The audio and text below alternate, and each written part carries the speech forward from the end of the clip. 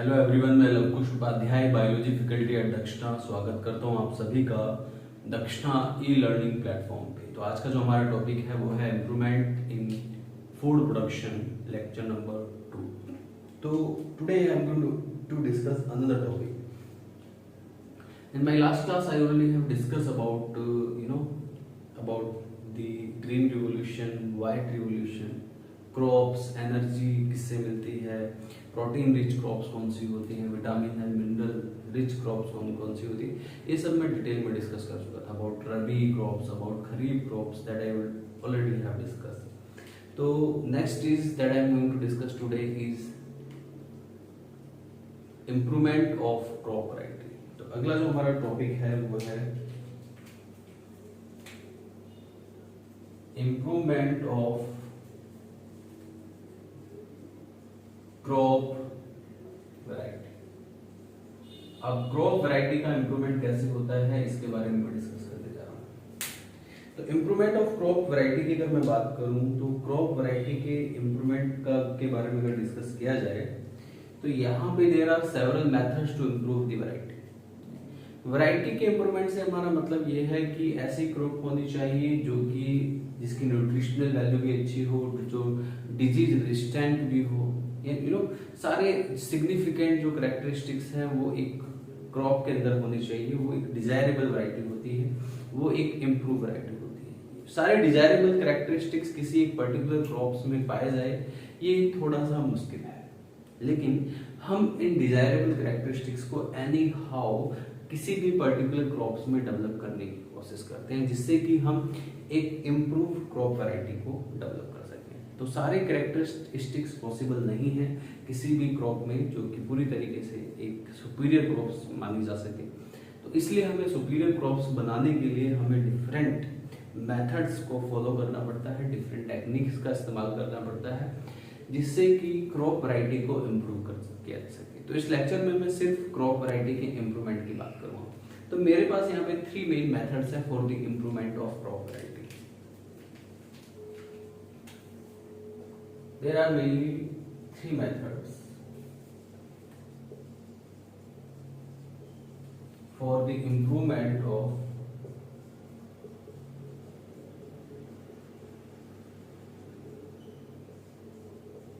crop varieties. तो 3 methods है crop varieties के इम्प्रूवमेंट के लिए हमारे पास। How many methods are there? There are mainly 3 methods for the improvement of crop varieties. In methods का इस्तेमाल करके आप क्रॉप वैरायटीज को इम्प्रूव कर सकते हैं। पहला जो मेथड है, नंबर 1 इज सिलेक्शन ऑफ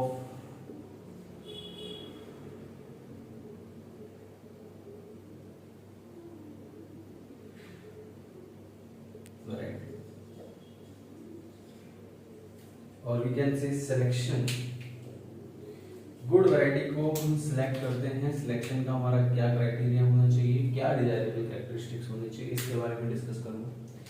दूसरा जो हमारे पास मेथड है वो है हाइब्रिडाइजेशन, और जो तीसरा हमारे पास मेथड है जेनेटिक इंजीनियरिंग।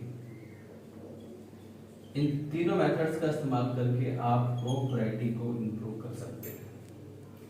तो सिलेक्शन ऑफ वैरायटी की मैं बात करता हूं, तो जो पहला मेथड है वो है selection.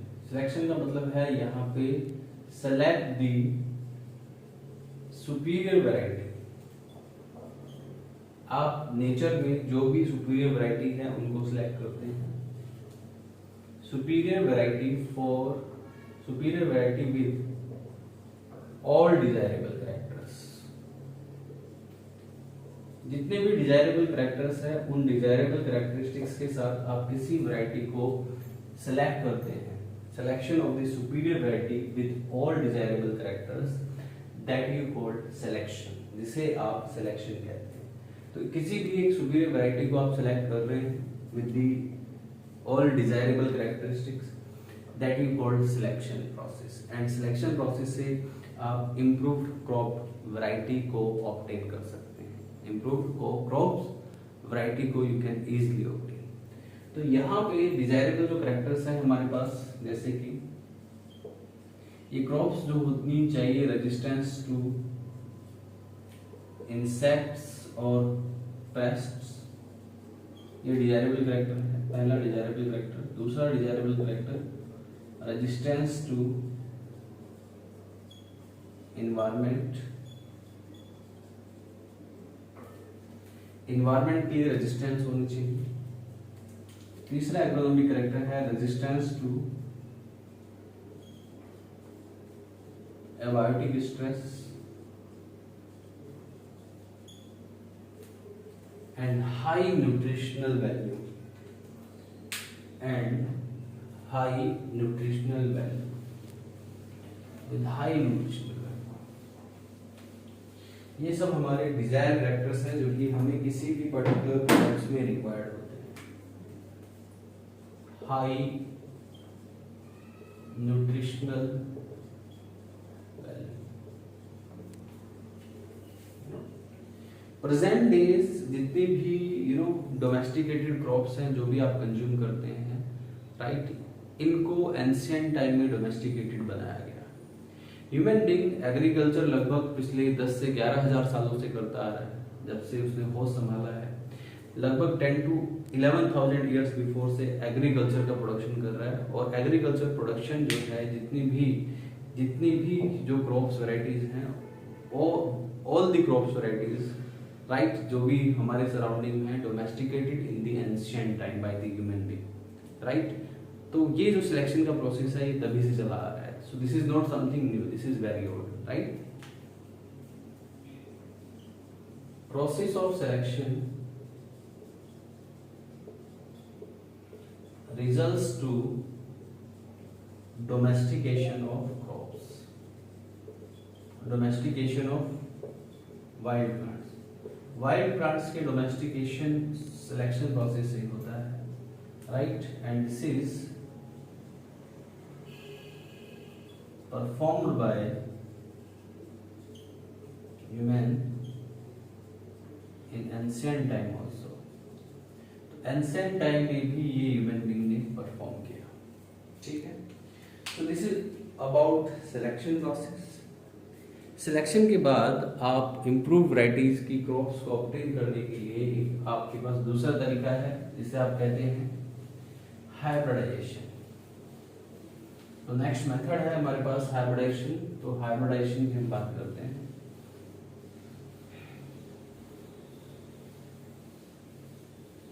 So next is hybridization. Second method is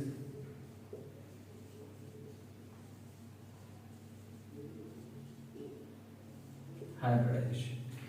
Hybridization का मतलब है this is the crossing between the superior varieties।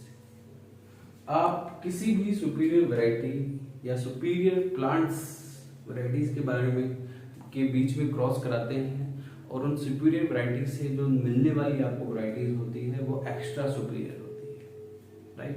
तो ये हाइब्रिडाइजेशन का मतलब है क्रॉसिंग, ब्रीडिंग और द क्रॉसिंग बिटवीन, है ना। दिस इज द क्रॉसिंग और breeding between superior quality of plants. तो सुपीरियर क्वालिटी ऑफ प्लांट्स के बीच में आप क्रॉसिंग करा रहे हैं, राइट, इसे आप हाइब्रिडाइजेशन कहते हैं।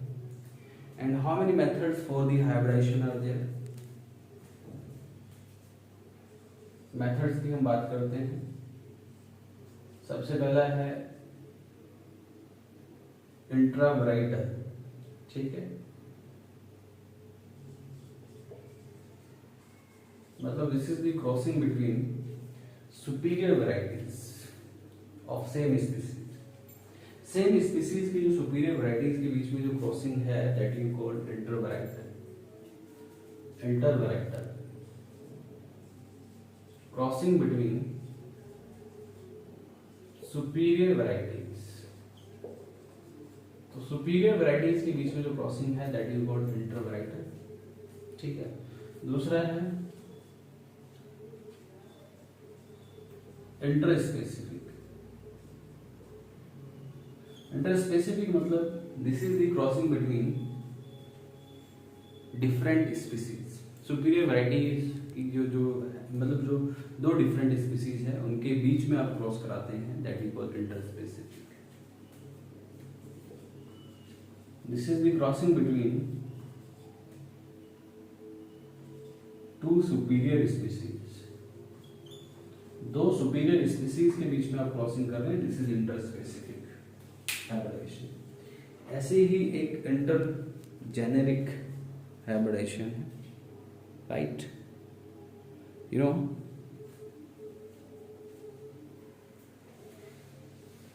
crossing between two different genera, that is called or the genus intergeneric आप बोलते हैं, that is the hybridization method of intergeneric hybridization method.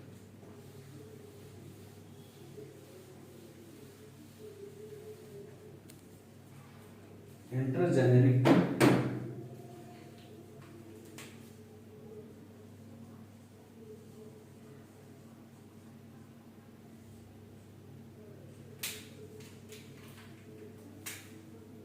this is the crossing between two superior genus. This is intergeneric hybridization. This is the crossing between two superior genus. दो superior genus के बीच की जो crossing है, and this crossing is called intergeneric hybridization. Right? So this is all about hybridization. Now the next method is selection बता दिया, hybridisation बता दिया। इसके बाद जो अगला मेथड है वो है genetic engineering.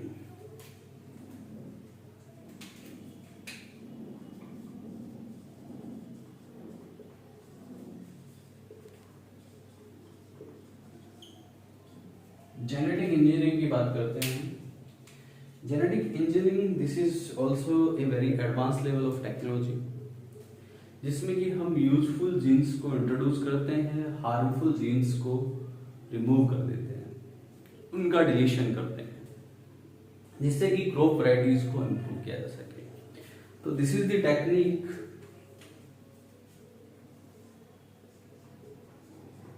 Technique to develop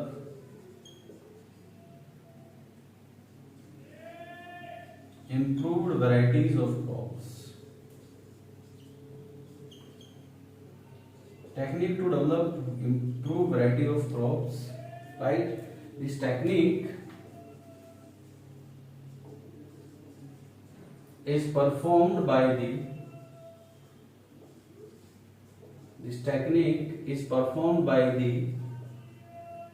insertion or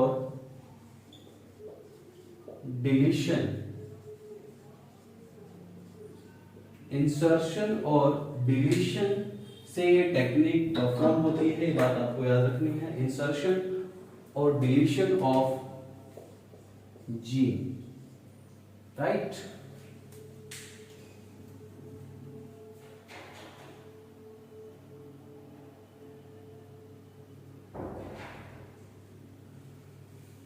The technique is performed by the insertion or deletion of gene, ये इससे परफॉर्म होती है, राइट? यानी कि this is genetically modified and इसकी वजह से द डेवलप और improved crop variety is called.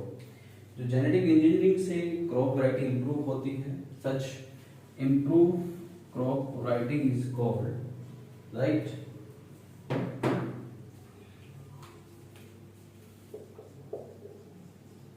Such improved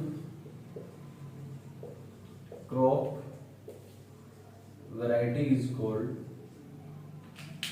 genetically modified crops.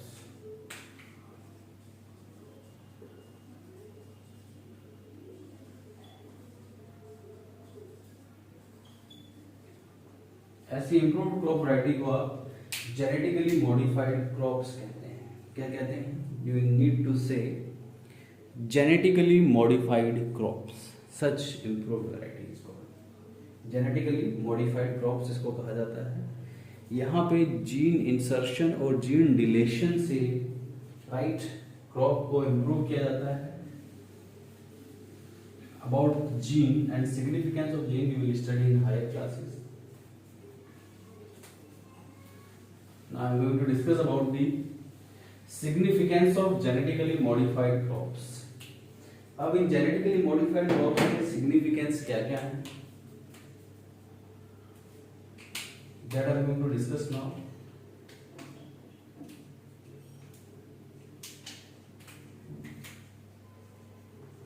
Significance of genetically modified crops.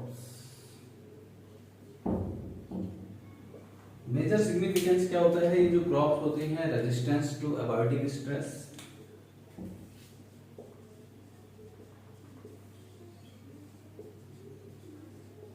Abiotic stress के लिए हाईली रेजिस्टेंट होती है। एबायोटिक स्ट्रेस मतलब जैसे कि drought, flood,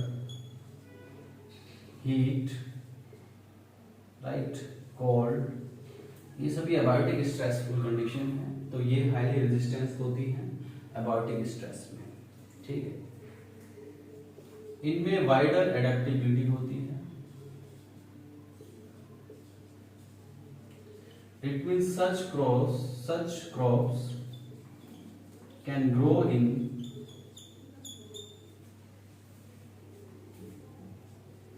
different geographical condition, geographical and climatic conditions, right? ये भी इनका एक कैरेक्टर होता है। न्यूट्रिशनल रिच, न्यूट्रिएंट्स इसमें हाईली न्यूट्रिटिव ये क्रॉप्स होती है। ये हमारी फूड डिमांड को फुलफिल करती है, साथ के साथ हमारी न्यूट्रिएंट्स डिमांड्स को भी फुलफिल करती है, ठीक है। इंसेक्ट्स और पेस्ट रेजिस्टेंट, डिजीज रेजिस्टेंट ही क्रॉप्स होती हैं, यानी कि किसी भी तरह का कोई इन्फेक्शन, जैसे कि कोई infection that is related to the bacteria, may be related to the virus और फंजाई, किसी भी तरीके की इन्फेक्शन से ये क्रॉप्स को प्रोटेक्ट करती हैं, ठीक है। ये डिजीज रेजिस्टेंट भी होती हैं, ठीक है। Prevent the post harvest loss, कुछ क्रॉप्स ऐसी होती हैं हार्वेस्टिंग के बाद खराब हो जाती हैं, राइट, तो उस लॉस को भी ये ओवरकम करता है, राइट, यानी कि पोस्ट हार्वेस्ट लॉस को भी ये रोकने का काम कर सकता है।